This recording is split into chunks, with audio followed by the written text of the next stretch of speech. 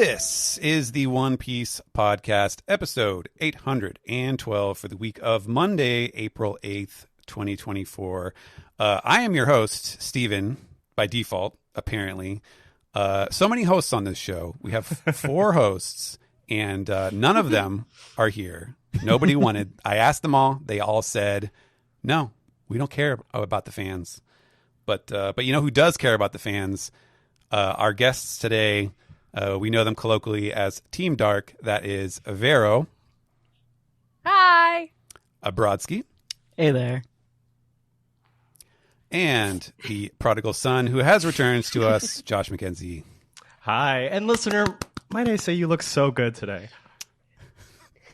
Have you ever heard Zach ask that? I have never. No. Zach doesn't want to know how the listeners are feeling. Right. it's very rude. The dereliction of duty is what the hosts are doing. Yeah. I want you to at us right now and tell us exactly how you're doing. This is good. Yeah. We need to call Zach out for being rude and not asking how all of our listeners are doing every single week. Yeah. Mm-hmm. Yes. We care. Who wants to talk about One Here Piece? we care. That's And so our we're in the middle of, if you've been under a rock, we are in the middle of a 3-week break from One Piece for a variety of reasons, apparently.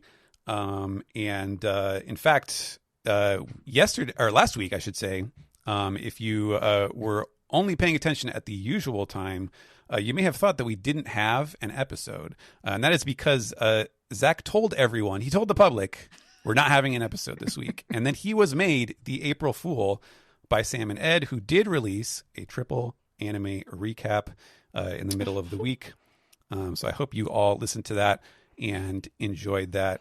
This week, we are going to be covering the Volume 108 recap, and that is Better Off Dead in This World. This motherfucker spitting. That's what we're going to do this week. I'm not sure what we're going to do next week, actually. But there is a lot of other stuff going on. And in fact, I'm glad that Brodsky is here because we are releasing our season 2 of Opla about the Netflix live action show. And I believe that you have been there for those recordings. So what have we been doing? honestly, these have been so much fun. I know we're releasing, I think, Aiden's first. So we got Helm Epo. We have Kuro coming, Zeph, and the last one I was not sadly on. God, my brain is so smooth. Was that Nojiko's actor? Yes, Nojiko's actor. That was the one I unfortunately had to miss, and I was so sad about that one.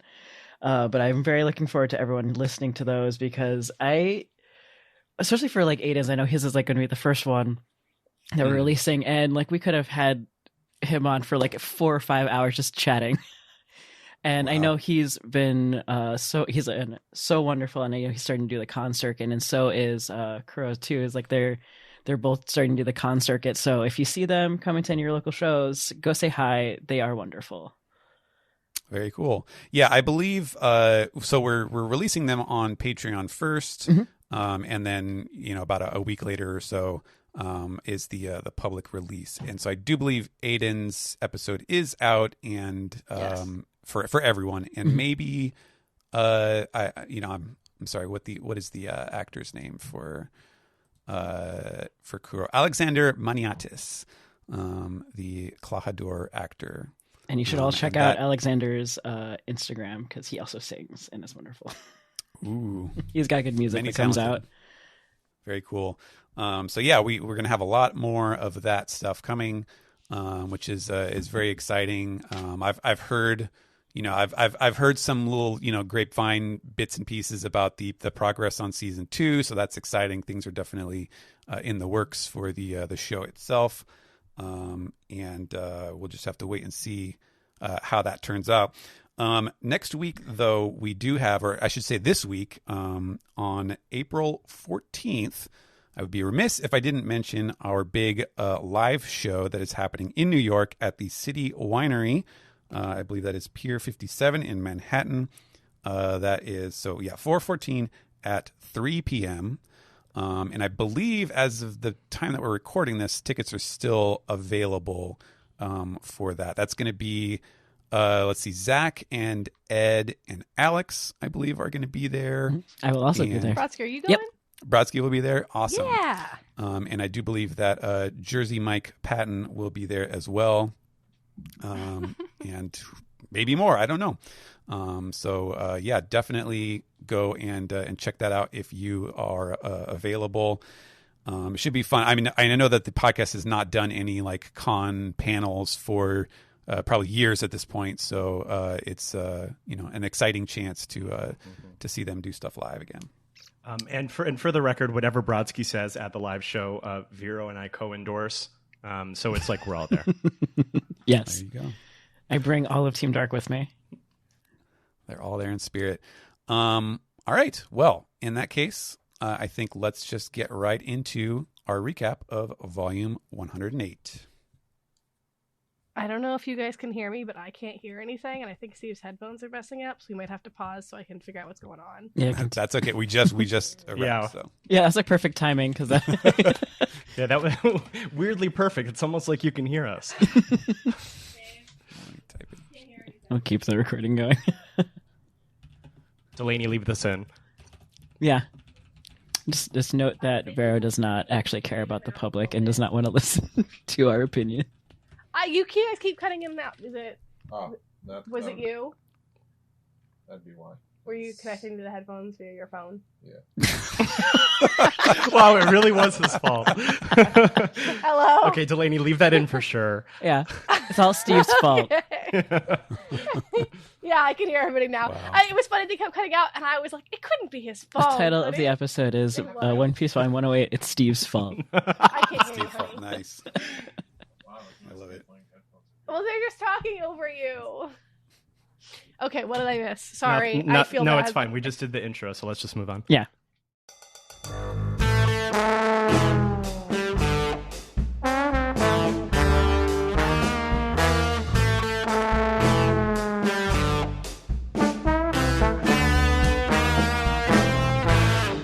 This is the manga recap for Volume 108, Better Off Dead in This World. This is the latest volume of the One Piece manga in Japan. Came out in March of 2024, and we're getting to it now. We talked about, I mean, we always talk about the covers when the art gets revealed, but I don't think we had any of you guys on when those illustrations came out. So what are y'all feelings about the cover for this volume? I think it's cute. I like the colors. I like that it's like Luffy's all backlit and stuff. I don't know. It feels a little muddy, but like other than that, I really like it. I like what he's trying with it. Yeah, because I think, when you say like muddy, because there's a lot of that like playing with light, because I mean, you have porcelain in the background kind of being the main focus. I like it, honestly, because it has pretty much all the little aspects of everything going on. Yeah, I think it's dope. I like these diagonals. I like that Luffy looks like he's playing Super Monkey Ball with Vegapunk. I'll say it's very like the layout of it is very aesthetically pleasing to my eye, even like where everyone's placed. Yeah, and I really like the way that Kizaru is sort of like framing everybody up top. Yeah, it's cute. I like it. Mm-hmm. It has Sanji, so it's a win. Okay, girl. Calm down. You asked my opinion. You asked my opinion. Vegapunk is definitely driving while white. He's got the 2 and 10 right there. Yeah, he's holding on to that steering wheel so perfectly. Do you think Frankie is backseat driving though? Well, he's got he's to. like, Yeah, he is definitely frustrated right now. Yeah. He's like, your driving is not super. Yeah. Vegapunk's thinking about his recent role in Oppenheimer, and he's a bit too busy. Yeah. Yeah, Frankie's thinking about how they should implement driving tests those over 65. Yeah, So. honestly. Oh boy. Yeah. Anything else? I think it is. It's definitely true that, especially with like that backlit color palette, a lot of like sort of muted, cool tones on Luffy's shorts. It does kind of give you that like kind of brownish blue look to it. So I can see the muddiness of it. going to the under the cover illustration, I'm going to say this one kind of boring, not super exciting. We just have there's a little Panda Man, and he's now backseat driving. He is backseat driving. Yes, directly. This is one of the first ones I've seen where like Panda Man is actually like an additional character, is actually not. That is true. Yeah, that's a good someone because like theoretically he could have replaced Sanjay with Panda Man. Right. Yeah. I was about to say, get rid of I like this one because I like how visibly distressed Panda Man is at Vegapunk's driving. I think this Panda Man would be very funny if you like cropped it to be just his face and then blew it up so it was all artifacted and bad looking. Yeah. So Listen, this kind of a banger. This Panda Man is the 10th crew member Panda Man because he is an addition. That's true. Yeah. Yeah, actually, yeah, I think our scenario is making a lot more sense now of the concern about the driving here, because he is not looking good about this situation. So we'll go to the inside cover, the inside flap, and we have some interesting commentary here. So I'll get to the illustration because the illustration is very busy, but the comment first from Oda is. So they say that tears can have different flavors.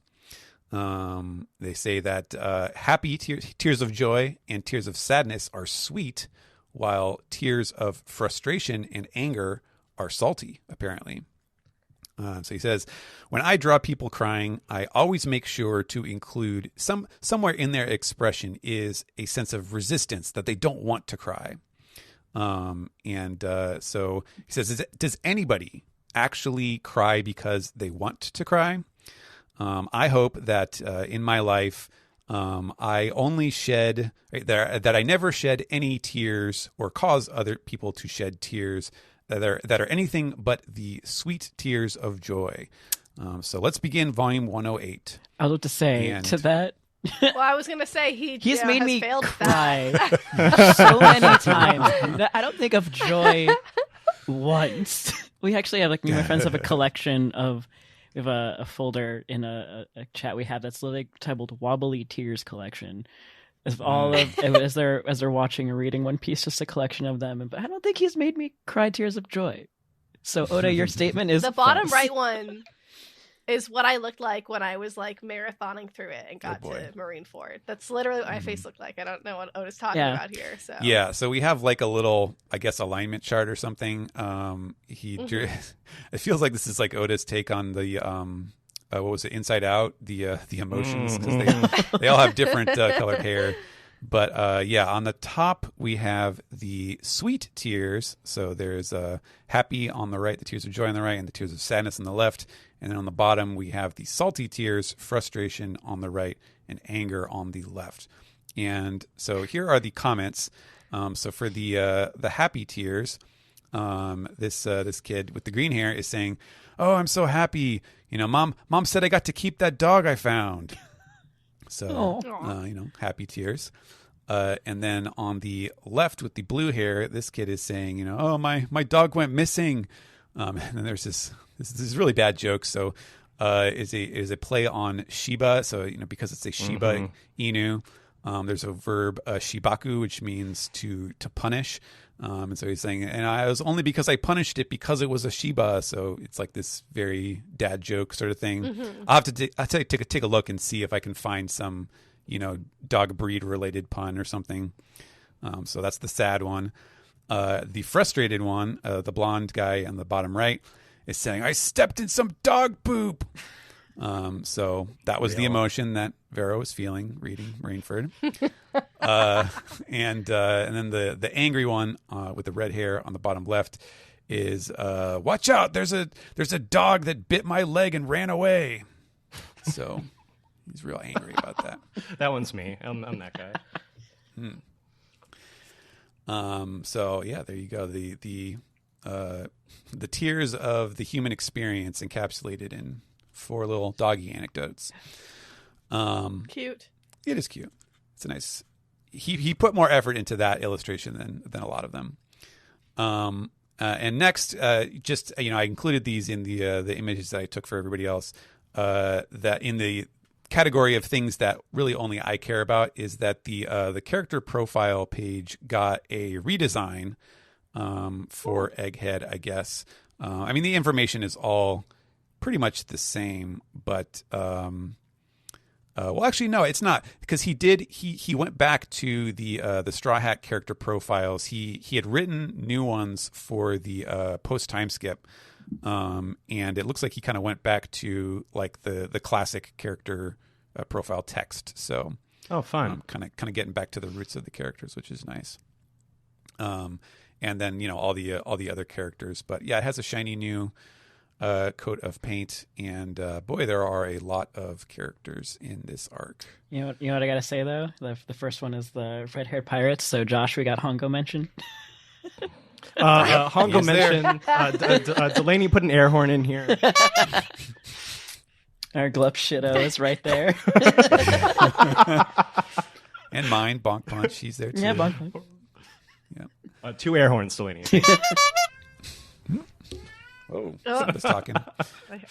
I heard a yeah, cat. Simba's doing his air See, horns. Simba is also very excited for. Yeah, he's excited for Monster the monkey. Yeah. All right. Anyways, so this volume covers chapters 1089 through 1100. So we pretty much start at the the reporting around the world and the reactions to the news that Straw Hat Luffy has apparently kidnapped Vegapunk and holed up on the island of Egghead. And we end in the middle of, it's not the full end of Kuma's flashback. So yeah, it's a lot of chapters, 12 chapters. So let's move ahead to the first SBS segment. Our header in this one is a very cool one of Ulti, who is looking super pissed. And she is yelling, "You're not supposed to start the SBS without me." She is. I don't know if that's supposed to be like Oda's, his feelings on the matter. But our first reader suggests that Oda, we should play a game of shiritori, which is it's the famous Japanese word game that every translator hates, where you say a word and then the next person has to take the last character from the word and then start the next word, and then you just keep going until somebody ends with the solitary because there's no word that starts with in Japanese, so that's like the game over, and you have to avoid. You can't double up. You can't repeat any words, and so on. So this person says, "Hey, you want to play shiritori? I'll start. Start the SBS." And so they do the call, and then Oda's like, "Okay, su," and then he says "suppompon," which means like butt naked.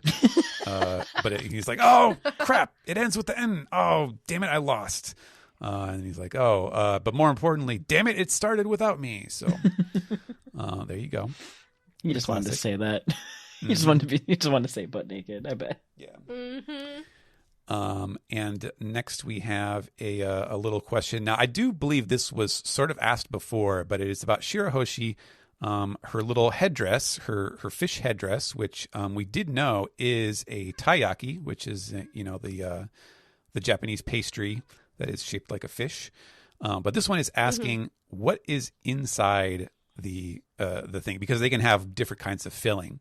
It's is it anko, which is the sweet red bean paste? That's the classic way. Or That's the best one. Yeah. Or is it custard? Because that's another popular. I mean, that's also tasty. And Oda says, it's anko. And there is also butter on it as well. So it tastes like something that he calls ogura toast from Nagoya. And he says, yeah, so I've heard that apparently it's really delicious and it will go well with coffee. So question though, if it's Shirahoshi, would it also be soggy if she is under the water? Yeah, probably. Or Suspension of disbelief, Just stating facts. Magic takoyaki. I want to Taiyaki. soggy Let's call it taiyaki. The next one is really adorable. You can see here that they printed the text because this comes from Yukihito, age 8. And his question is, Eiichiro Oda, why are the cover of volume 25 and 105 almost the same? And so he puts the pictures side by side. This, of course, is the famous 4 emperors way back in Jaya and then today. And Oda's like, oh shoot, oh darn, they figured out that I was lazy. And he's like, oh, but actually, if you think about it, it's just the covers, they just happen to include the characters who were in the volume. So, it's just a coincidence that it happened to be the same characters. So, I think you can cut me some slack on that one, right? Thank you for your postcard. So yeah, The kid's it's a little joke. Just joking, the kid calling him lazy, being like, why do you just copy it? Mm-hmm. And the last one here, we have a picture of Oden doing his famous line. And the letter is, the SBS was born to be perverted. And Oda says, all right. And then Oda just says, all right, step outside. Oda said, enough. Cutting you off. Yeah. Yeah. That's me when I am looking for the Dojin booth at Dealer's Hall. Yeah. Yes, if only he kept up this energy throughout the entire volume. Let's find out. So we'll go to the next SBS here. Really cool. It's kind of cute and spooky. The SBS header here is of Emu and the 5 elders, and the SBS is like Emu's outline, and their eyes are on the SB&S, which is cute, which is funny and like kind of creepy because the eyes are really big, but then the 5 elders are just these really little squish head, adorable versions of them. It's like, I kind of like the eyes. I think they're kind of cute. yeah, I like the Yeah. eyes. Like, I do like these like chibi, like very old men behind it, but the eyes are very cute. Yeah. Mhm. We accept that. Mm. Yeah, they look like you should be able to put like 2 quarters into the machine and get stickers of these guys at the Yeah. at the taco Waiting, shop. waiting for the charms to happen. Mhm. Now tell me what's going on with this wacky hairstyle. This moon Down man. below. Yeah. What are we looking Our at first here? Our first question here is about Saint Garling, who is known for his very distinctive hairstyle. What would happen if he let his hair and beard continue growing without cutting them? And so to draw, this happens, and it's just a picture of Mac tonight, his moon haircut, but now it is a full circle. Does it like that Ouroboros itself? It just keeps like growing in a circle. Never end. He's ready for the eclipse. Yeah. That's what Oh, it's doing yeah. right now. I like to think Yeah, that. tie I on. like to think. I feel like his like was it the sideburns are sticking out should also connect into a circle at a point. Yeah, Yeah. I feel like That'd be once they're good. close and then they enough, can make another circle. once they're close enough, you Yeah. can braid them together. Really, sort of, really Oh, yeah. tie that up. He can play jump rope with himself. Sorry. Yeah. Uh, This is like the reverse Ariana Grande. Yeah, I would say No. say he is the opposite of Ariana Grande just in general. yeah, he heard Slay and he thought it was a different word. He heard Slay and he did He's a like, war I crime. love that shit. Yeah. All right, so Doesn't Ariana? our next question is a good one. So if you remember the scene, actually this is a bit of a spoiler. In fact, Oda even mentions that this is referring to something that happens in the flashback, which is at the end of the volume. That when we saw on God Valley, they had the blue dragon fruit. What if Ivankov had eaten that fruit, the fish fruit model Azure Dragon? What would Ivankov have looked like? Hee-haw!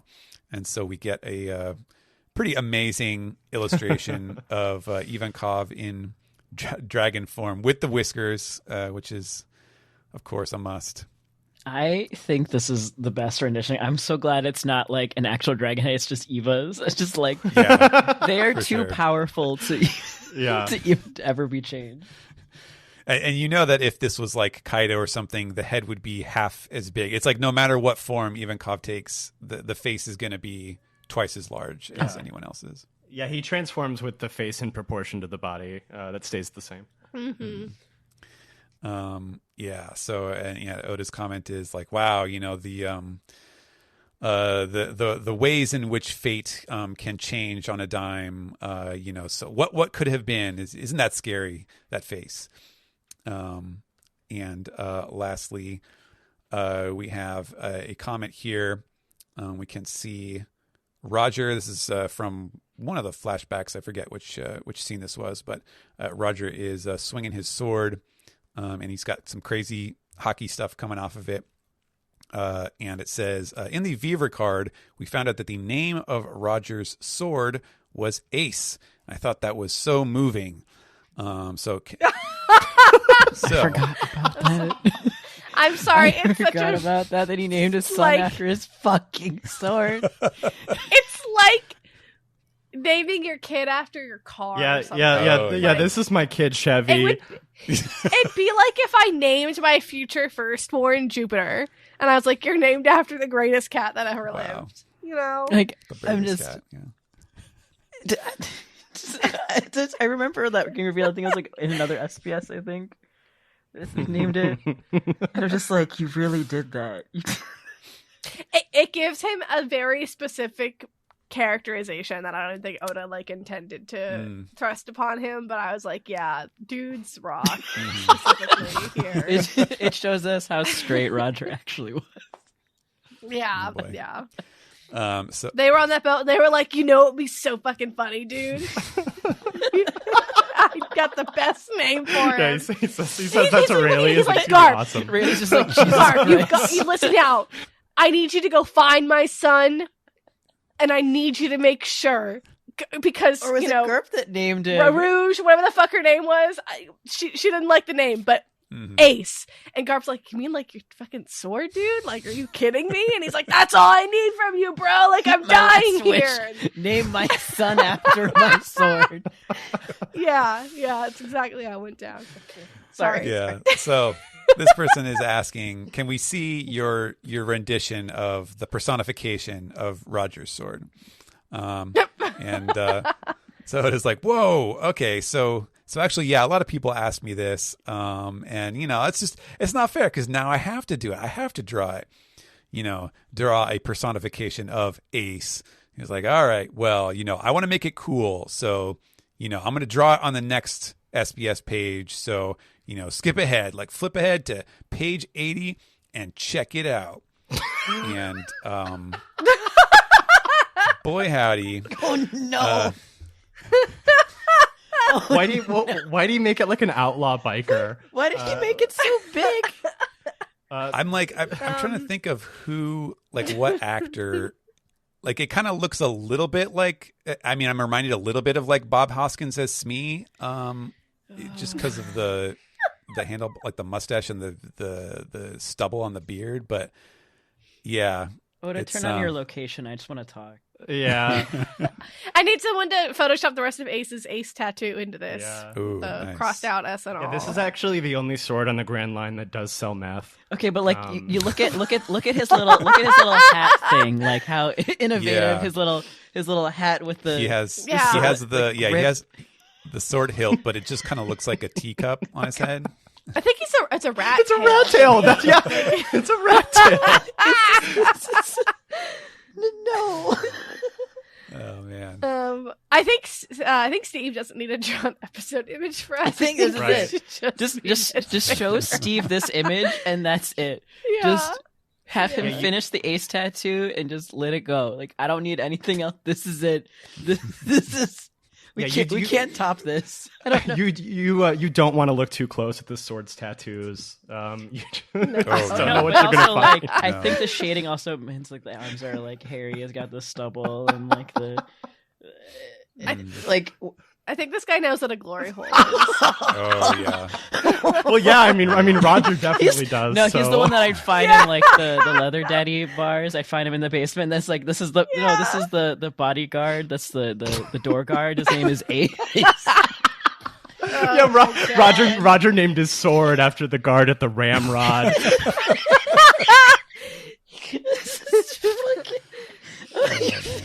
I have to stop looking. I don't like looking at I'm this. zoomed in. It's my entire screen. So Steven, what is he saying? yeah, so he's saying the famous attack, which is divine departure. That's the one that Roger uses in the flashback. He'll show you a divine departure in the back room. All Is that right. his happy ending sound? Yeah, we've all had a night at Divine Departure. That's the name of the bar. It took That's the us- name of the bar. Is Divine Departure. Can't breathe. Yeah, so Oda's comment is just like, here you go. Here is the personification of Ace, the Sword of Gold Roger. He's like, that one is on the house. Like, enjoy, guys. He wanted someone to ask this question. Oh, he Even when did, you he look at like totally the little thing at the top, we didn't even talk about yet, where the SBS has like Shanks and Ace, a proper Ace, and he made it smaller to fit this man. We do also have a little SBS, the header, which is very adorable. Ace and Shanks doing a grog cheers. What does it say clinking the next cups to it? together. It's like a little. What does it say next to it? Yeah, next to the SBS. Oh, the thing on the side is always the attribution for Okay. who drew the thing. Okay, I didn't know if I would make a comment why he made it smaller. No, you just needed the extra space. Yeah. The next question here, you can already see we have an image of Frankie with his nipple lights going. Mm-hmm. And this person says, please help. My girlfriend keeps saying that she's going to turn on the nipple lights. What should I do? And Oda says, I'll do it too. He's like, shine, ping. And so he does a little sound effect to show that he is blazing the nipple lights. I mean, this isn't listed on the page. I want to know if she's saying she's going to activate her own nipple lights. I or think if that's she's the going to turn on implication, yes. his nipple lights. No, I believe it's hers that Yeah. he's talking about. Well, because one of those is a direction and the other is a threat. And so that's interesting. I mean, Remember that scene? Frankie's You remember that girlfriend. scene? I was gonna say, you remember that scene in Dumb and Dumber when he's driving on the highway and he imagines that the girl is going to flash him, and then it's Yeah. lights in the truck. I feel like if Robin just goes behind Frankie and just like clicks both his nipples, they just like turn on like those little like push button lights that you get on like little Oh clickers. yeah, Yeah. That's what Frankie's are. You just go boop boop, just Yep. turn on. for sure.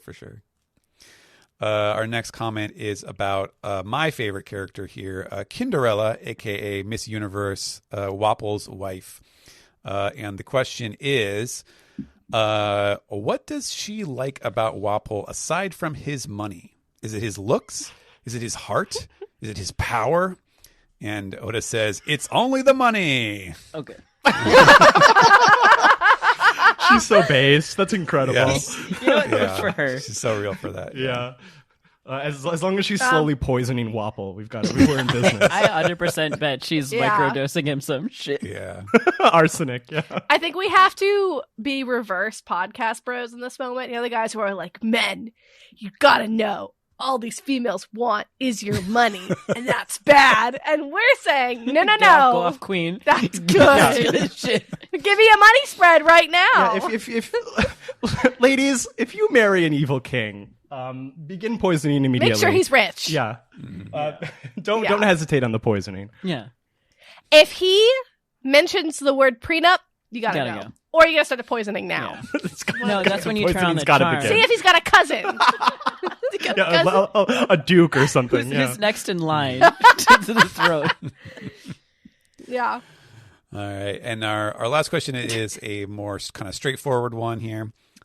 This is referring to the scene in chapter 1066 where we saw, in fact, this was just in the anime, I believe, the scene from the flashback with Dr. Vegapunk where he was on Ohara and he sees the giants lifting the books out of the lake. And this reader was asking, those giants we see, was that Hyrodin, Gerd, and Goldberg from the Giant Pirates? And Oda said, like, oh, yeah, that's you spotted it. Good job. There were also a bunch of other giants there, but those are the three that we saw in that particular scene. I wonder who the captain was. We know who it was. It was Saul. Yeah. Yes. Yes, but apparently Oda doesn't want to admit it yet, so we have to pretend that we don't know. Spoilers. We don't know. Who is that I even? don't know. Mm-hmm. Who knows? No one I've ever heard of. Steve would know. He's probably screwed. Well, he's not. He's not Exactly, here. so I can make fun of him because he's not. Where he's gonna draw for us. That's True. it. Yeah. No, he's drawing Ace's sword. We're fine. Oh, Yes. he sure is. All right. All right. Enough about the commissions. Our next SBS, we have a very cool header here of Karasu, the crow man from the Revolutionary Army, and he is his crows are making the S's, and then there's a little building that forms the B. Very. Brodsky, is this one of your meow meows, or am I thinking of somebody else who likes weird men? Yeah, that's not my weird name. I was going to say Okay. the jury was very out on that The one. disgust in that response. That's not one of my. You like strange men. You like that one guy from My Hero though with the mask, so I figured like this would translate over. Am I wrong? I mean, yeah, but he's also like. Not every That guy mask wasn't They gets, look the gets same to me. Not every mask means I am. Oh, Brodsky doesn't like masks Oh, now. interesting. Very interesting. I do love me a mystery, but I also like. I'm Okay, sure fine. It's Moving okay. along. I just remember if he was one of yours. No, he's not one of mine. Yeah. I do not claim this one. So the first question, this is pretty amazing here. And the funny thing is there's actually kind of two ways to translate this. And I think they're both equally amazing. So the question is, what is the name of the new Cross Guild ship? The one that has the big buggy on the front.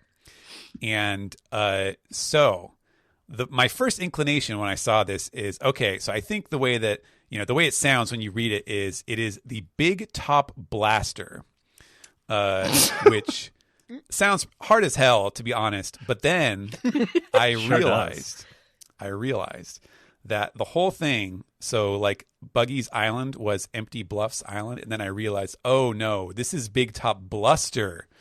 So yeah, I think that's what it's going to end up being. But That's fun. yeah, and then he included the disgusted expressions of Mihawk and Crocodile just to remind I was just you. like, looking at Where the we ship, how like disappointed they are. Mihawk is disgusted by probably every single design choice that has been made in this on this ship. Oh yeah, Yeah, no elegance at all. Yeah. I so bet a horrifying. point that ship head is going to go get deheaded at some point by either Crocodile or Mihawk. Just like he's gonna piss him off once and just like slice it. Yeah, that's what's going to They're happen gonna to big you. top blast him out of Yeah, there. some big tops are going to get blasted. That's for sure. Oh, boy. I will not elaborate on that more. Moving on. We haven't done a recording with just the three of us in so long because like it requires them being like Zach and everybody to lock Steven in a room with us. And he's like, please, God, let me out. So sorry. So our next question is about Crocodile and Mihawk. In chapter 1058, let's see. Mihawk had said that Crocodile was, or wait. Yeah, okay. Crocodile had said that Mihawk was formerly a Navy hunter. That he hunted in the way that Zoro is a pirate hunter. Mihawk was a Navy hunter. Does this have anything to do with Mihawk joining the Seven Warlords?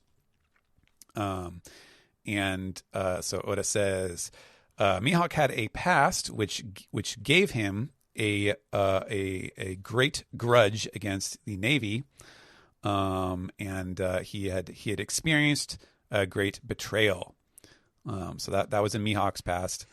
So that kind of makes him in the same way that Crocodile is in the same way that they are alone because they don't trust anyone. See, he's very similar to Crocodile in that sense. And there's a part of him that is very tired of life in general. Me too.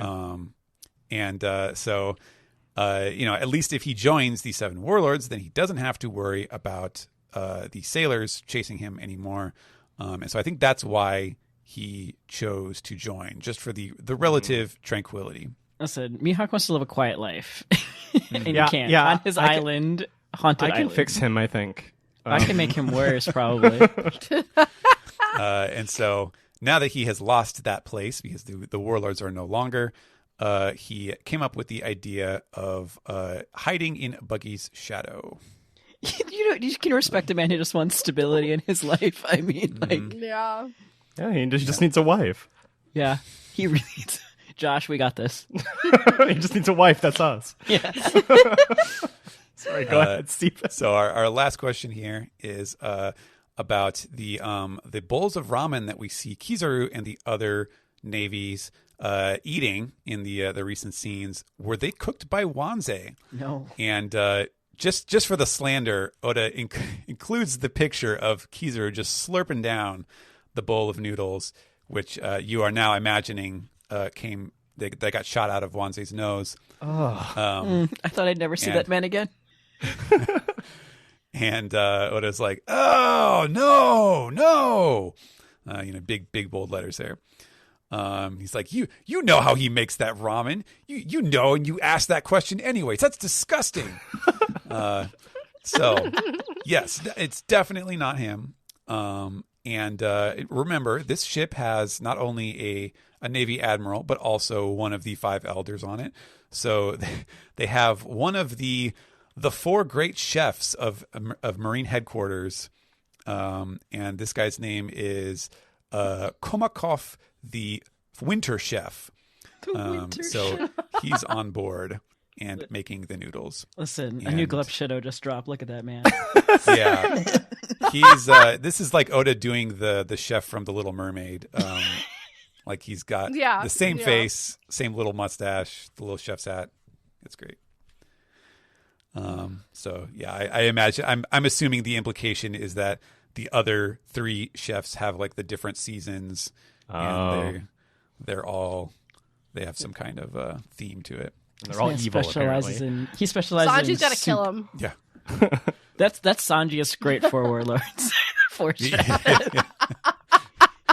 Yeah, let's start power spin-off. scaling his food opponents. Yeah. Yeah. There's no way that Sanji could ever make noodles especially as the winter chef. Kizaru acknowledged these noodles. Like he said they were good, so that immediately puts this guy above. Yeah. Yeah, but is it better for the noodles to be delicious or tasty? Which Yeah, well, Completely different nuance. Yeah. All right, our next SBS segment it is a very cute illustration of like Chopper using the food vending machine on Egghead, which is a very unfortunate shit. Yeah, the very very unfortunate romanization of Shitsumon Corner or Question Corner, where it uses the Kunde Shiki, which usually just puts TSU into TU, so it says Shitumon Corner. Oh no! Chopper's a baby. He doesn't know what that word Yeah, means. no, he doesn't. We love. No. And he's were you gonna say? literally asking, "What's going to come out next?" And Chopper, you don't want to know. What's about to come out of the shit corner? No, Chopper, run! All right. So our first question here is, I'm asking this because I don't want to get a stomach ache. I don't want to get food poisoning. Is the apple on Vegapunk's head edible? And Oda says, yes, you will get food poisoning. I don't think that thing's been cleaned or sanitized or. Ooh. I do need someone to take a bite now. That's a great question. It's like, is it really an apple, or is that just like the scalp that he left behind? And Is it now like it's rotten? Yeah. Is it like beef jerky flavor? Yeah, probably. oh. It's the other white It is. meat. I'm calling this like apple jerky. He's never put sunscreen on in his life. No. We need to get this man a That's skincare just routine leather. Yeah. stat. Well, actually, that's the bad He flavor. needs some That's the bad retinol. flavor is the retinol on the apple.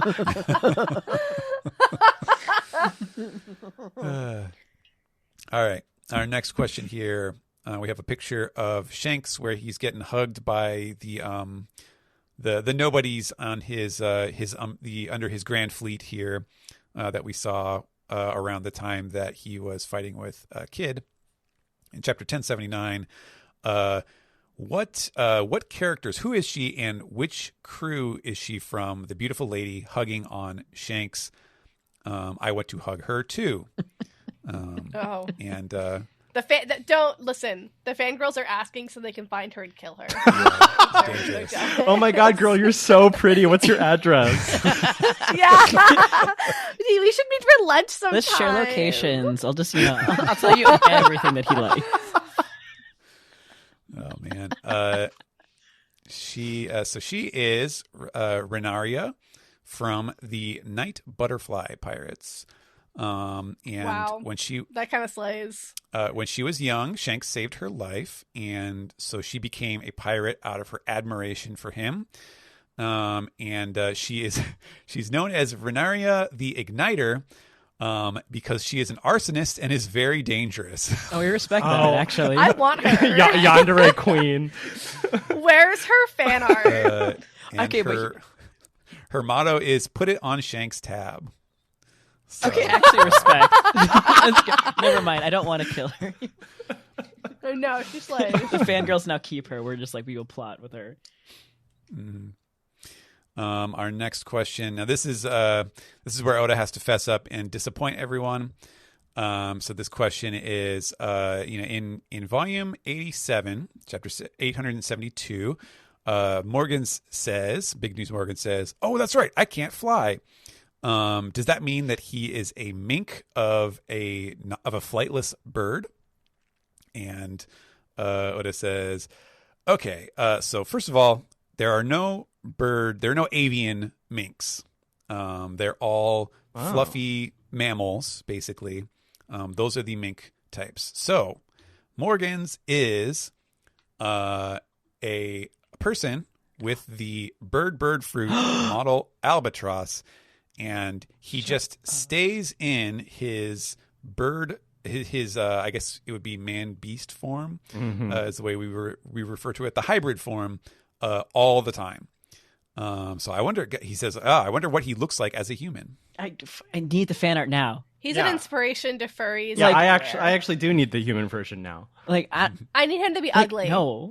I need him to be butt I need fucking you to ugly. die. I And need that's you to why he stop chooses where to you're be- at No, right now. and that's why he chooses to be a bird. No, he could choose to be a bird all he wants. He could still be fine underneath that. Yeah, Vero, you can be hot and a bird. Yeah.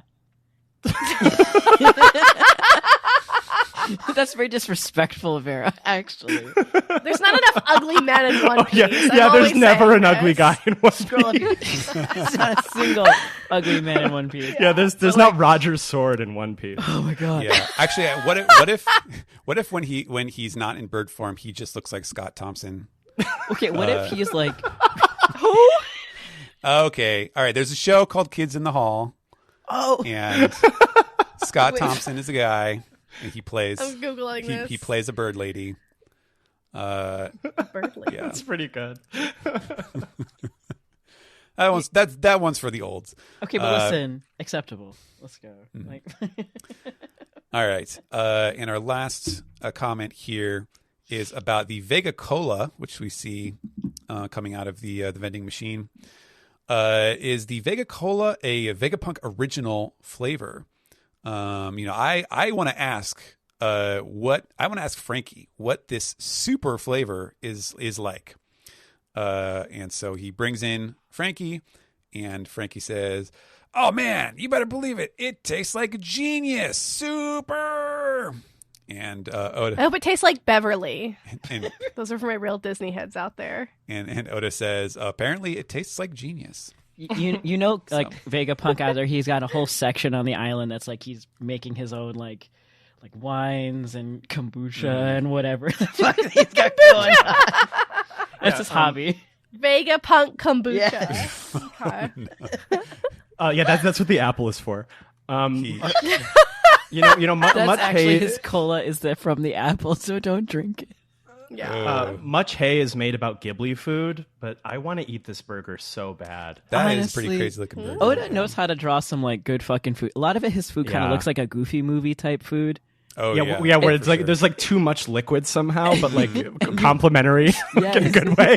Like it's teetering that line of like you can be like, ooh, Oda, tone it back, but he's got that nice like cheese that pizza from a Goofy movie type vibe. And you're like, yes. Mm-hmm. Yeah. Our next SBS has, I love this illustration. This is so cute. They wrote in and they drew the 5 main cast from the live action show as their characters. It's really nice to see. I like to see like the Japanese fans kind of run with that and not just be like, oh, this is weird. Like, I don't know if I'm into this. It's really sweet to see like the fan art of the actors and stuff. Love how the live action is just loved in both like everywhere. Like everyone loves it. It's just it warms my heart. I was just about to ask, what was the reception like in Japan? I don't think I was aware of that. I don't really know for sure. I like in a truly accurate way. I don't know because Sure. I didn't go looking for like the critical response or anything like that. But I get the feeling that it was kind of along the same lines as the worldwide response. I'll say like that's a question maybe we can ask Greg later. Just get his opinion. Yeah, maybe he would know better. Zoro looks like the Chad from the stupid memes. His facial structure. He's like, clearly you don't an air fryer. Yeah. No one. I know. Knows We know. Fine. I'll kill myself. All right. So our question here is, all right, let's see. So this is actually this is a cute question and answer. So the reader says, "Hi Odachi. So there was a thing I was wondering as I read One Piece, which is that when they're fighting, they always say the names of their attacks when they do them. Is there a benefit to that? Like, does something good happen when they do that?" And Oda's like, okay, well, yeah. I mean, there's basically no manga where they don't do this, and this is, he's like, I'm gonna be real with you here. This is so that kids will copy it. So let's say that you're on the playground and your friend A-kun on the other side is like, gum pistol, and he starts, he swings his arm out.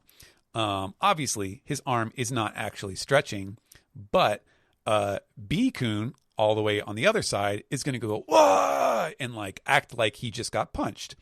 And that's because the two have a shared understanding that this is what gum pistol is. So if A-kun did the same thing and he was just like, Uriah! B-kun is just going to be like, I don't know. So Oda wants kids to fight. Is what I'm getting. It's not the pretend fight. So he says, yes, manga is packed with all kinds of little tips and tricks and things that are designed to make it more fun for the reader. So, if you're an adult, don't be bashful. Do this at work. So, you can do it across the office. Hell yeah. Monday, everyone watch out. I mean, we do this at the One Piece podcast offices constantly. Yeah. All right. So our next question is, I thought of, check it out, Odachi. I thought of my own devil fruit, and this would be called the Bye no Mi. In this case, Bai means double. So you'd be the double man. It's anything you do becomes twice as much. So yeah, you can use that one. Go ahead, have fun with that. And this came from pen name 5 points on the test. And Oda says, "Thank you, pen name 5 points on the test. Maybe you should eat it and double your points." It's like, Light him He's up. like, too bad. That's still too short. It's a fucking burn So, right there. Yeah, he really got him good on that one. Ouch. That's pretty good. Let's just roast your readers. Honestly. That's what you get for trying to give him ideas. Shot Sending him down. your scripts. Yeah. The next one is about, and it's kind of hard to tell from this sequence here, but there's a question. When we saw the scene of the Marine lesson happening, where Garp is talking about stuff, they're talking about the value of life. This was before or around the time that Garp was on Pirate Island, and he was talking about who do you save. There was the lady, the one who wears the Marine bucket hat with the sunglasses, and she is scolding Garp and saying that all lives are equal because if you remember, the context of that scene was you have the younger people and then the older people, and Garp was saying, cut the older one loose, like he's gonna die anyways, like he's only got 2 years to live, so save the ones with the long future. And then he got scolded for that. So they're wondering, who is this woman who is scolding him for saying that? This is one of Otsuru's subordinates. Hell yeah. One of her battle biddies, as we call them, and she is also a vice admiral. And her name is kind of funny because like it's a really nice name, but it might not sound like it. Her name is Hototogisu, which is the Japanese word for nightingale. Oh. Which is nice. Or was it nightingale or was it cuckoo? I think it was nightingale. It is famous for being in a bit of kind of poetry about the three uniters of the Sengoku Jidai, where maybe it is a cuckoo. It's about Oda Nobunaga, Hideyoshi, and who was the other one? I forget now. And Tokunaga. And so one of them is like, what do you do if the bird will not sing? And so it's about each of the three of them. And Obunaga is, if the bird will not sing, kill it. And Hideyoshi is, if the bird will not sing, make it want to sing. And then Tokugawa is, if the bird will not sing, wait. And that's supposed to like demonstrate the differences of the philosophy styles of the three guys. So it's a very famous poem in Japanese. Our next one. One thing I will SDS say, here.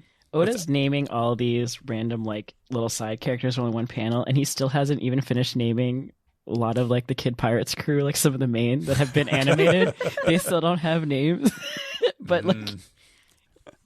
Well, they're awful, Brodsky, and I don't need them to be. Yeah, it's clearly they're dreadful. Importance here. Importance. So the header image here, this one is of the sword members. You have Prince Groose sitting on the chair in the middle, and then Kujaku with her whip is on the left, and Helmeppo on the right. And this one comes from a friend of the show, or I guess not friend, Oomphy of the show, 420 Land, who has been very frequent, frequently in the SBS and the cover requests and all that stuff. And the interesting thing is, as I noticed, like, oh, their name is different now. Like instead of 420 Land, it's it's in katakana, it's Laikawai D 420 Land. And I am actually Oomphies with 420 Land as well. So I actually DM'd them to ask, like, hey, what's the English spelling for this name? So they told me. So it's Laikawai, Laikaiwai D 420 Land. Heck yeah. So I get to put that in the Love it. Thank you, Oomph-in-Law. We love, we love seeing yeah. Oomfies winning. Yeah. And so here we go. We have some information about Sword, speaking of which. So this person wants to know, what are the hobbies of Kobe, Drake, Hibari, Groose, Kujaku, and Helmeppo? So I have to go back. So the question actually says, okay, the Sword members, Kobe, Drake-san, Hibari-chan, Groose, Kujaku-san, and Helmeppo. So please tell me their hobbies. And Oda says, I think it's very interesting the difference of who you chose to address in what way in that list. But okay. So yeah. It's like along with the picture they picked for Helmeppo too. He's sad. Some of these I think we did get before. I definitely remember Drake because he was in the Toby Roppo, I changed. think. Yeah, maybe his hobbies have changed since then. Or the worst generation. Drake has been in a lot of categories here. So yeah, former Rear Admiral Drake is he's a reptile nerd. Yep. And he loves astrophysics. So those are What his a two fucking interests. nerd. How do you casually fuck with astrophysics? The way that he's absolutely swiping left on me. Next we have Kujaku. Her hobbies are discipline and baking sweets. All right. You know? Yeah, she likes to scold and reward. That's right. That's right. Yeah. Can't free. Let's see. Prince Groose. Oh shit! I forgot to look this up. All right, I'm gonna do some live research here. Sorokyan. Give it to us. What is Sorokyan? Let's take bets while Steven's looking it up. What do we think he's going to be into? The I bet he really likes Fashion. slime. Like, I think he's a slime girl. Sorry, I had to discard the first 5 because it's not appropriate. Okay. All right. I hear it cooking in your brain. Yeah. All right. So it's listed as Sorokyan. So I haven't heard this term before. That is apparently short for solo camping. Oh. So Cool. he's got a YouTube channel. He's taking God. his camper out Yeah. with the camera Yeah. set up. Yeah, You know he's an influencer. absolutely. Oh yeah, no. He's verified on a couple accounts because he's Yeah, he's But he's like a nepo baby. Yeah, he's like daddy bought him Yeah. everything. he's hashtag van life. no, yeah, he literally has like Yeah. He gets by on sponsorships He's- from like vegan food companies. He's like those fucking influencers in their van where they open and be like, "This is my morning," and it's like a coffee. And it's on like next to the Yeah. lake. In this most beautiful scenery. Right. Fucking- So yeah, his solo camping, and then his other hobby is dancing. of course. Again, tell dude TikToker influencer. We're good. Yeah. Yeah. He's doing TikTok dances. Kobe's interests are sea fishing, so like out on a boat at sea, and training. So I'm sorry, Hibari, you're barking up the wrong tree. Clearly, Yeah. Yeah, training totally. He likes getting sweaty yep. with the That's at it. the gym with his bros. Good girl. Hibari's hobbies are photography and collecting pouches. Sorry. She loves fanny packs. bags. Oh, okay. Bags, yeah. Yeah, she's Little at the bag. baggy She's drops. she's You know, she's a bag girly. The tinier the bag, the better. Oh yeah. Yeah. And lastly, we have Helmeppo. His interests are fashion and street food. Fashion. Helmeppo is so funny to me.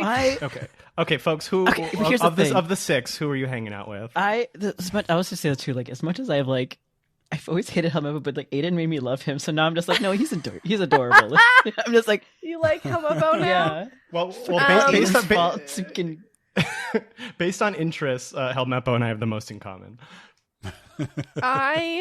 What's Hat Girl's name again? I forgot her name already. Kujaku. I think Kujaku and I are chilling. Mm-hmm. Maybe she can bake cupcakes and then we can yell at men together. Discipline I you don't for know. sure. Yeah, I'll participate with her. You Listen, know? I do Hibari me to take photos. It'd be fun. There you go. Yeah. I would hang out with Drake because sometimes I just want to learn new facts because that's all he's going to do. He's just going to tell you facts. yeah, he's like an he's- 8-year-old talking Drake was about my dinosaurs. second pick. Yeah, he's an info dumper for You sure. could go to a reptile But convention like with him. he's the info dumper that like you just like to hear them talk, and he'll just like go on and on and on and get Oh, very yeah. excited about his interests. Like not in a like mansplaining type of way. It's like that endearing type of way. Yeah, no, I spent I'd 2 like- weeks planning this date, and he has no idea it's a date. This is sort of the vibe he's bringing to the function. I'd like to imagine he just gets too excited and goes lizard mode.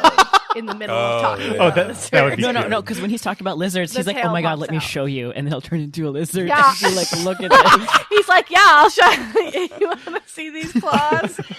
and you're just like, "Oh yeah, baby," and he's just like, "No, but like, look." No, he's like, I'm not doing this to be horny. I'm doing this to show you how cool it is. Honey, this is a nice restaurant. Double eyelids. This is how Komodo All dragon right. eats its Yeah. Banned from restaurant. Yeah. All right. So our next reader comment here is this is good. This one goes out to all the celestial dragons out there. I hate you. And Right on, I man. know it's like, oh, I get it. I know. I hate him too. Which is it's good. Always good to reiterate that. Yep. Yeah. Okay, next one. Let's see. Hi Odachi. So are the ears on Kuma's head, are those hair ears? Because if you remember, I think who was it? It was Moji back in the buggy days. Like his little bear ears were hair because he had regular ears. Mm-hmm. So yeah, are Kuma's ears made of hair? Did Ginny braid together his hair to look like those adorable little ears? Which is the sweetest thing I've ever heard. And Oda's answer is that's a cowlick. No. Just shut That's it. Just his shut bad this dad, person yeah. down. For the cowlick that defies fucking fabric and goes straight through his hat, he's Yeah. like, no, I gotta keep.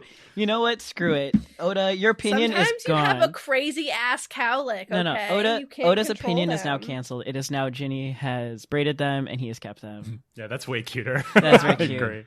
That is actually the new canon for. Our next question is: are there normal civilians who live on the pirate island full of lead? And Oda says, nope, they are all evil. They're all villains. Destroy that island. It's like when you see those shops and businesses, like, yeah, those are former criminals that are running those. An evil business. But they're reformed now. But he does say, And they're running a business. he does say it might be a lawless island, but even the villains have their own rules to follow. So they do have a code that they go by. It's sort of like how there's technically people that live in Vatican City that aren't like the Pope. But they're not innocent. Are you either. saying that everyone that lives in the Vatican City is evil? Yeah, that makes Yeah. it's all tracks. All right, here we go. Last one. Last question. It's been such a fun SBS. Let's see what the last question is. Oh, good. All right, this one comes from our friend. No, not our friend, Sanadachi. We don't have Zach here to yell at him either. Oh, I'm here. Don't worry. Okay, so Nami, Reiju, and Viola all have something in common. Can you guess what it is? Your hint is they are round and soft. Oh, Oda. I need this guy to kill himself. The answer is Jacobs. Oh, you fish me. Oh my god! I really was hoping there'd be like a pun. No. Yeah, I thought that was No. gonna. I thought that was gonna zag, and it didn't. Oda's literally just being like, yes, they all No. have massive hoo-has. They got the biddies, the business, and here's their cup side. We gotta find this guy and kill So, him with rocks. Yeah, that is Sanadachi, aka Sanada. And so Oda's response is, oh, yeah, now that you mention it, that's very interesting. No, it is not, Sanada! And, he does his angry thing. And I should mention now, at this point in the volume, we are in the middle of Kuma's flashback. So he's like, yeah, this is a really serious part in the story. So you're the last guy who's supposed to be here. And he's like, okay, see you next volume. He's like, God damn you, Sanada. And so the font is like fading out as he is grumbling about it. So he just couldn't help himself. He had to put one nasty comment in. Listen, I love. In the middle of Kuma's fucking Yeah. flash. Listen, we need to laugh after those freaking these chapters. Yeah. I'm not No, laughing. not that one. I also did include the next chapter. I remember this because of the way that he drew the message on Brooke's leg on the cover page. The next chapter was the infamous one where he didn't finish the art on time. Oh, nice. And it has been fixed here in the volume. Although, to be honest with you, like the character art is still Very pretty sketchy. messy. He was pressed in these chapters for sure. It was a very busy time, I imagine. But I was noticing too that like I honestly feel like the step that they were missing that like you noticed the most was I think maybe he didn't have time to get the assistants into the office to do the screen tones, because I remember him doing this like sort of pencil, like just sort of shading it over the whole the whole panel. And really the big difference is just that now it's like a nice smooth gray tone. Cleaned up the sketches and like added Yeah. the screen tones. Yeah. So yes, it is better. It looks, the same as any other chapter now. Listen, I was worried that week. I was just being like, Oda, you need break. Please take. Yeah. Mm-hmm. Yeah. I mean, I had a feeling it was going to be normal the next week, but fortunately, it's been fine since. So, but that's why we're on this 3-week break now, because of maintenance, as he calls it. Yeah. So yeah, I think that is that's about it. There are some ads in the back. I did notice that they do have they have a full on 1-page ad for the One Piece, the announced series that they're going to be doing on Netflix with Wit Studio. Oh yeah. Which is When Do you does have a that date for happen? that? no, we don't have a date. It does, in fact, it says at the bottom, like, the project is underway. Look forward to updates in Shonen Jump. So I'm a that's how little it'll come still out. a little sad because pre-time skip art style is so charming. Yeah. I just want it to like stay like that, but maybe if they're updating it to like not have so much like filler or using the same background. Like, listen, you know what they need to do? Screw everything. Redraw all of Dressrosa. Let's go. Like, give 'em- Yeah, I was like, the thing that doesn't need a remake. It's Like- not East like Blue. Dressrosa, like East Blue, perfect. Skip to Dressrosa, fix that. Yeah. Is he? Yeah. Are they going to draw? Are they going to update like East Blue Luffy, where he's going to look all ripped the way that he does now when Oda draws him in flashbacks? No. The flashback. Listen, because I took a break from reading for a while, Mhm. so I haven't been able to say anything. Yeah. But in the flashback where Luffy's like, why is he ripped? Yeah. That's not he's my like baby a 16-year-old boy. Luffy. Yeah. He's stacked. No, Whose child is that? That's not my. he's supposed to be like a tube Yeah. with some arms. Yeah. Where's my noodle boy? Mm-hmm. Yep. The little boy This with is the, historical revisionism. with the giant mouth, where the sides of his mouth, they go right straight to the tips of his Yep. cheeks. Yeah. Yeah. Yeah, exactly. Well, We'll see. We'll see what this new anime series looks like. I'm still I'll excited. still Yeah. watch it. I I'll won't still pass cry. judgment until I see it. Again, I'll still cry. Not happy tears, Oda. Fucking listen. No. Like, He's like, you need to cry sweet, happy tears. That's right. And you're it's like, happy "They're sweet, tears for sad him tears." because it's And just like, he's like, I've made them It's suffer a- again. it's like the thought process that like meat tastes different if the animal was like scared or whatever when you kill it. That's the same thing that's like Some evoking psychopath in shit. my mind. Yeah.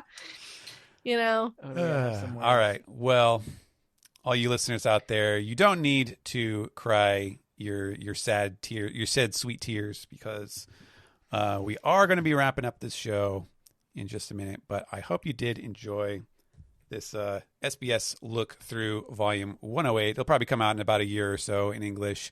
That's how we tend to do these.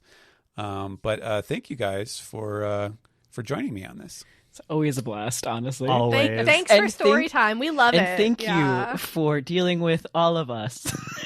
Of Yeah, what Oh, we no, had. it's good. You can't see it. We have a gun pointed at Steve and Paul. I just have to say the read the thing, and then you guys just do all the rest. So. Yeah. It's nice. Yeah. We make the penis jokes. Listen, You do the Steven's story translation. time is always my favorite. Yeah. All right. Yeah. All right. Let's round off.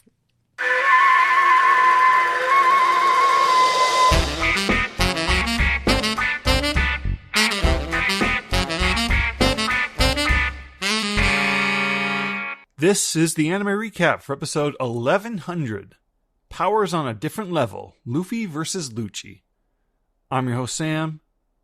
And today we have none other than Ed. Yes, it's me. I'm back. It's appropriate. This feels like the 4-episode cycle that we were in, starting from the triple anime recap last week and sort of runs through to this week. And then, we get a recap episode. So this is like, this is the capper on what the last 3 episodes we watched. Mm-hmm. This is the climax, within the 4-episode long story beat within the arc. Right. I mean, I don't know. Maybe a different anime could have done this in 1.5 episodes. I don't know, but that's just not what this anime is these days. So we open this episode with Sakazuki, aka Akainu, reacting to the news that the Straw Hats are on Egghead, and that CP0 had just barged their way in without permission, and that that Vegapunk is well aware of their intention to assassinate him. So Sakazuki's annoyed because this is, effectively the world declaring war on Vegapunk, when they should have done it, stealthily so they could make excuses. Sakazuki asks, "Where is Kizaru?" And he's told, "Well, Kizaru is already on his way." And we get to see Kizaru in his new duds, his new yellow olive stripes suit. It's an interesting choice. And Sakazuki menacingly walks towards the camera, saying, "And let Rob Lucci know that he must not fight Straw Hat no matter what." Which is, excuse you, sir. Rob Lucci does not take orders from you. That's clear. And only the sir, can you not feel the editor of the show cutting to a scene of Rob Lucci about to fight Luffy? Why else would you say a line like that? One of the subtexts of the post time skip One Piece is how little fun Sakazuki is having after getting what he fought Aokiji to get, and it just makes him miserable. Yeah, those managerial positions. Mm-hmm. He doesn't get to he's not kicking ass and taking names the Western District way like he used to. So Luffy and Lucci start their clash. Luffy punches Lucci, but Lucci catches the punch with his hand. And they're kind of trading these close quarters CQC blows, and I like the bouncy little standing splits that Luffy does to dodge one of Lucci's attacks. Yeah, and then he gets down into after the hockey clash, he gets down to gear second position, just to call back to that initial fight with Lucci, which was nice, and this all looked pretty good. Yeah, I like how even before he transforms, Lucci has this very kind of feline posture to the way that he'll get on all fours in the middle of some of the swings and the punches and stuff. Right. I was thinking about that because I think they say later in the episode that typically Zoan users who awaken their devil fruits lose their minds, basically. So he's becoming more and more cat-like. He can control it, but it's still it's still affected him even more. Or maybe the reason he gets to keep his personality is because he was already cat-like. Right. That's what I was thinking. He has the power to master his devil fruit, like Crocodile did. He was a guy who was very in tune with his devil fruit powers when we first met him. So they clash with some armament hockey punches and finger pistols, and then when they take their breather, Lucci asks "Hey, Straw Hat, what was that on your wanted poster? You looked strange." And then Luffy's like, "Oh, you wanted to see it, huh? You want to see it, huh?" And so they both look so fucking cool, taking off their jackets. Yeah. And I guess last week Lucci would have had to because he took off his jacket to take off his suit coat, so he's down to his bare shirt and muscles. And then I guess he would have put his jacket back on so that he can take it off now. There was a lot of time passed between last episode and this episode. It got cold. Yeah, so So they're getting serious. They're doing the Yakuza, taking your jackets off, showing your muscles. And Luffy's like, "Oh, you want to see it?" So he's humoring Lucci, and he takes a deep breath and he clears his mind, which is very easy for him. We remember Skypia, Right.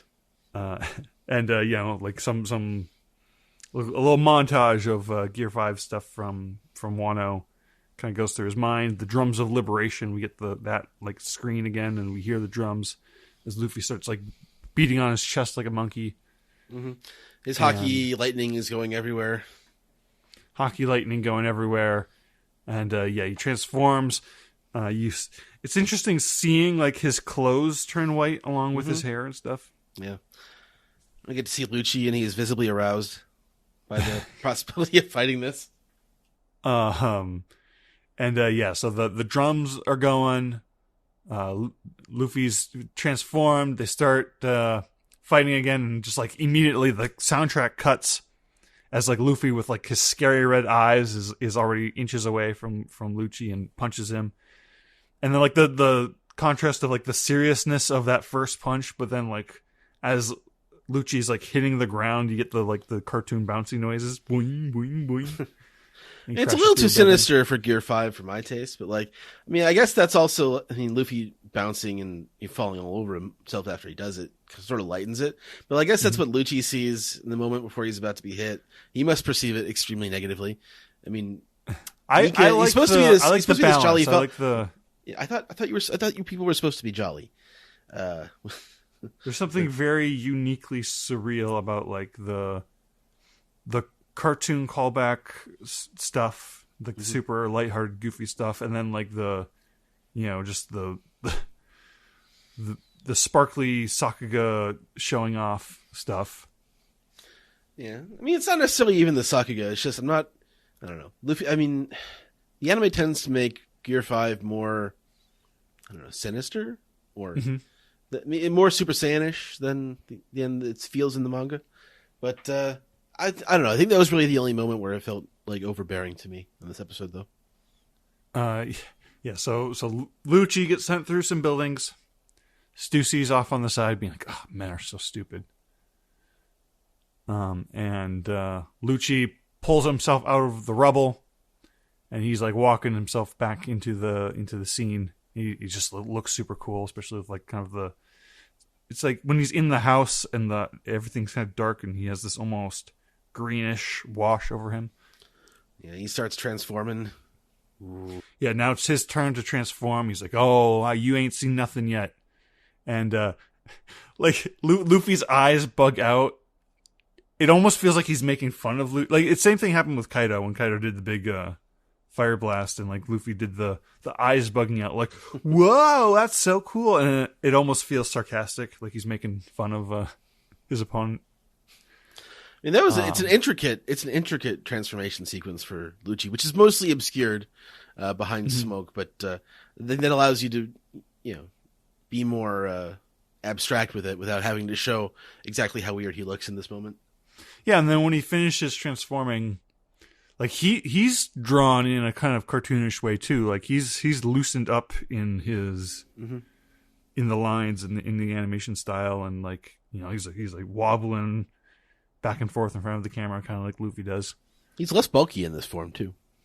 Yeah, he's like more. It's what do they call it when it's There's that one mode of 6 powers. It's something return. Oh, like life return. I think it's what it's called. Life return. Yeah, like he goes like speed mode in his lobby. I saw this part where he like. This is interesting. But he's got the black. Right.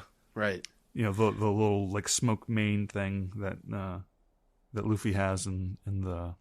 Right, like you see that going up his. Raijin, going up his back and like collar all his hair is on fire, and that's really well done. But then he starts bopping around, and after Luffy's eyes bug out, and like Luffy's got this like movie 6 animation. It looks like movie 6 animation. Yeah, it goes like super squibbly, super watery, super loose. Yeah. And like you said, like Lucci is running circles around Luffy, and Luffy's eyes are following him in different directions and go spinny, and he gets dizzy. and this is where Shaka, watching from a screen, mentions, the zone awakenings are often known to rob the user of their personality. But I guess characters like Lucci and Luffy, who is also a zone, their mastery over their powers is greater than the other way around, I guess. Yeah. And so they clash. They're smashing each other through buildings. They're having their Man of Steel battle through the city. And I love these shots of them like running along the walls and stuff of the buildings, and like towards the camera, and everything is hyper like foreshortened, and just the way that the characters are interacting with the scenery, the way the scenery is reacting to the camera, just fucking beautiful. Love it. And Luffy tells Lucci to kiss his ass. So Luffy tells Lucci to kiss his ass, and he spanks his ass. Very Goku. I mean, not Goku. Maybe Krillin would do it. There's I saw a tweet going around of a scene from like the Frieza saga where Krillin is been revived by Nende, and he's spanking his ass to distract Frieza. And that's funny because they're both Mayumi Tanaka. Right. That's right. So they're having their battle, and then elsewhere, the old Vegapunk shows up in the room with the rest of the Straw Hats, and they're like amazed, and Vegapunk is at the screen like, watching the fight, and he's like, what is this? What is Luffy doing? And the Straw Hats have to be like, yeah, we don't really know much about it either. Something to do with the gum fruit. And then Vegapunk acts like super shocked, like, gum fruit? There's no such fruit in the old encyclopedia. Which makes you wonder, like, what information goes where? If there's an old encyclopedia that Vegapunk has familiar knowledge of. Of all the people who would have access to it, But then the government renamed the gum fruit to, like, change, the populace's conception of the fruit, but then that is something that Vegapunk apparently never heard about. It's interesting what he would have known about the devil fruit prior to this.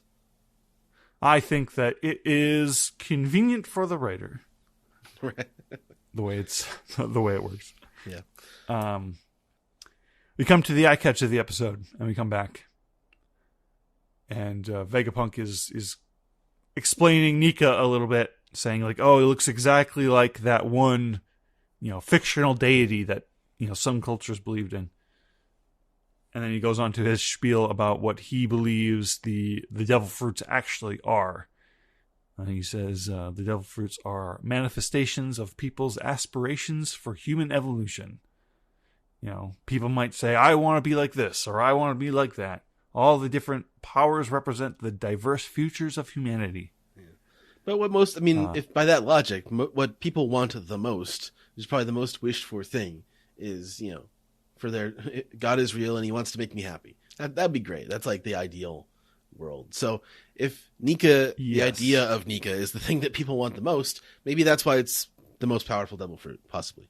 Yeah, and it reminds me of like there was an SBS where like Oda said something like, when he's thinking of powers, he's always trying to like pull it from experiences. Like the gum fruit would come from a desire to be like, oh, I want to reach that cup from across the room, but I don't want to get up. So I wish I could just reach my arm over there.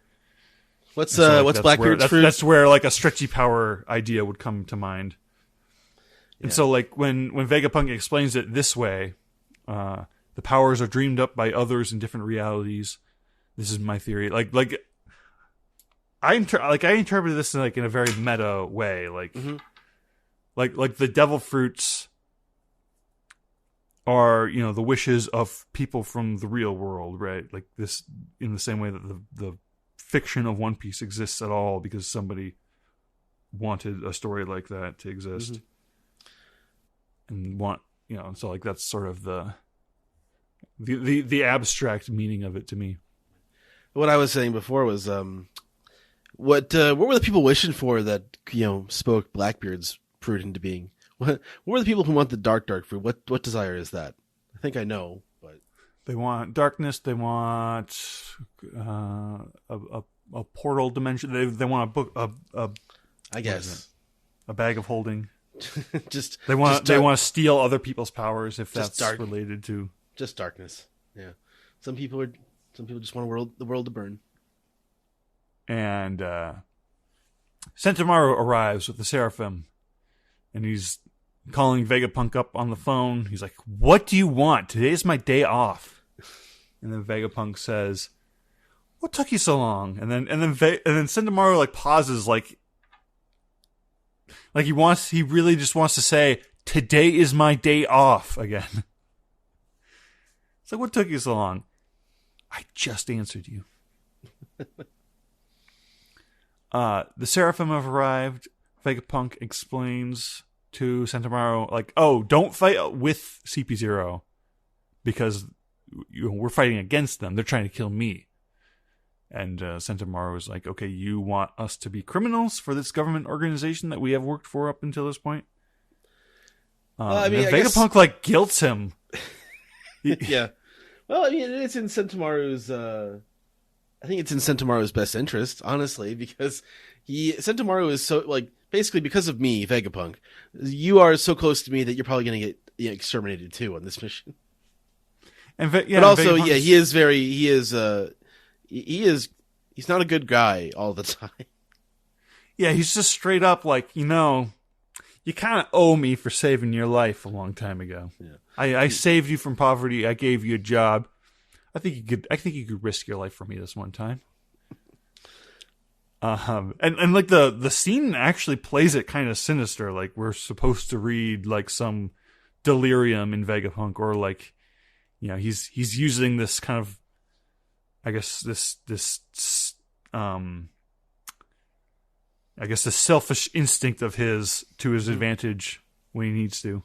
They like zoom in on the shadowy eyes of Vegapunk. They do make him seem very sinister in that moment. And it seems to work. Sentomaru just kind of like sighs.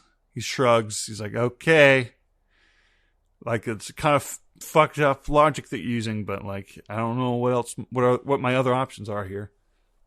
So the pacifistas and S-Bear is turning on CP0 as well, because the pacifistas follow a hierarchy of authority, which goes the five elders, then Vegapunk, then Sentomaru, and then whoever holds the authority chip. So like they came to this island with the authority chip, which is supposed to give them permission to order the pacifistas and the Seraphim. Yeah, but they're on the fourth rung of the authority ladder, as we find out. Mm-hmm. And if the five elders were to give an order, they would have to do it in person. They couldn't just like do it over the phone. So they are in a pickle. I like the way that they show the authority hierarchy here. They could have done that in a very staid. They could have done that in a very uncreative way, but they decided to play with it, and that's sort of the spice that makes the episode, better than the average episode. Like the little like title screens of each of the characters who have authority over the Seraphim, they give this kind of stylized, like it almost looks like Eric Carlson, like the very hungry caterpillar art. Oh, okay, yeah. It's interesting. Look good. I liked it a lot. Luffy and Lucci continue their battle. I like this bit where Luffy punches the ground and then the ground punches Lucci. Thought that was a good bit. Yeah, they have they do a good job in this part of the fight to show Lucci's fangs, or his mouth is open, or he's like baring his fangs every time you see him. He doesn't have his mouth closed at any point during this part of the fight, I don't think. Uh-huh. And Luffy gives Lucci enough of a smack down that Luffy and Sentomaru can have like a little chit chat on the side. While Sentomaru's like, "Hey, if you're helping the old man, then I guess I have to deal with my conflicted feelings of teaming up with you, because I don't know if I trust you. But what other options do I have? because we're all against CP0 here. And then, like, almost instantly after finishing this sentiment, Rob Lucci, strikes, stabs Sentomaru from behind with like a full hand of claws, just like takes a chunk out of him. To be continued. Luffy never should have distracted him like that. General thoughts on this episode, Ed? Well, this is what they do. They sort of build to these moments where they, this is like strategically deployed Sakuga every couple of months to, it really keeps the anime lively. And, I mean, pacing of the show is still slow. I mean, the amount of content that gets covered per episode is still pretty slow. But this is better than it used to be. I was watching, like, early Whole Cake Island episodes, like Seducing Woods and, like Luffy fighting that army, or Luffy stuck in the book. And there's some other good stuff in those episodes, but like stuff doesn't drag like it used to. And I do appreciate that. And the fact that they do animation on this level, like just the effort that they put into it makes the anime feel more worthwhile to watch than it did in that Dressrosa Whole Cake Island period.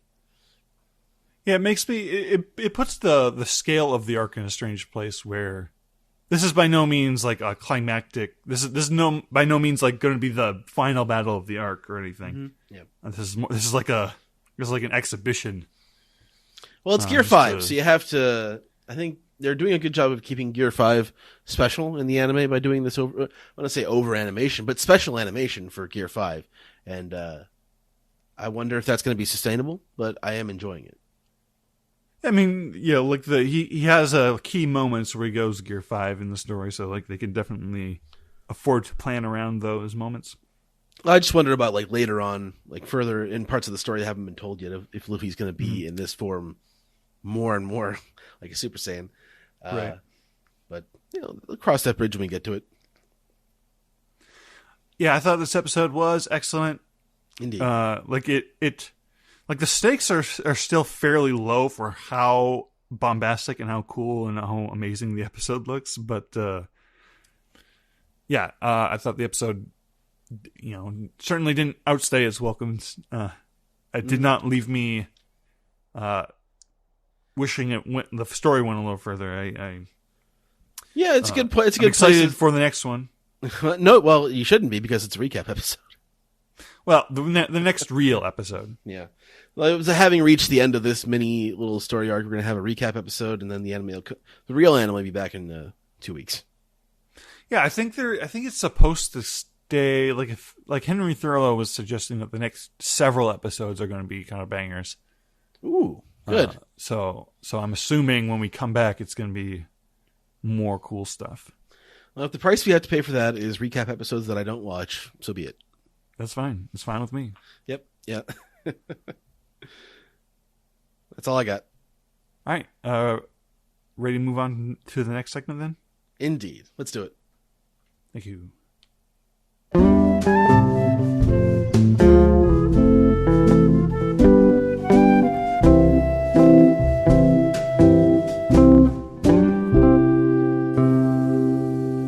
This has been episode 812 of the One Piece podcast for the week of Monday, April 8th, 2024.